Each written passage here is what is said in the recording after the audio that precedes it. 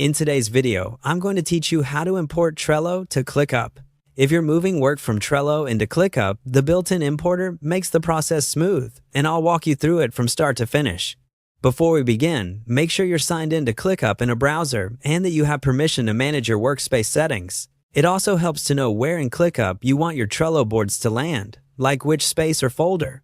Start by opening ClickUp. Once you're in, look toward the top of the interface and click the title of your workspace. This opens the Workspace menu, which is where you'll find all of the controls that affect your entire team, not just a single space or list. From that menu, choose Settings. The Settings area is home base for admin tools, including import and export options, which is exactly what we need for bringing data in from Trello.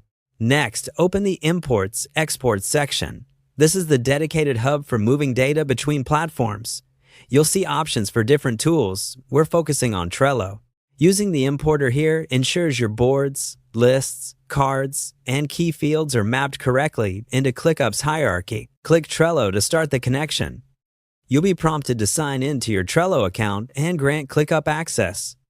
Go ahead and authorize.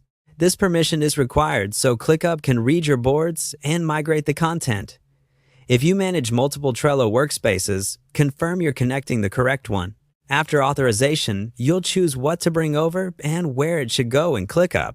Select the Trello boards you want to import, then pick the destination in ClickUp, such as a space or a specific folder.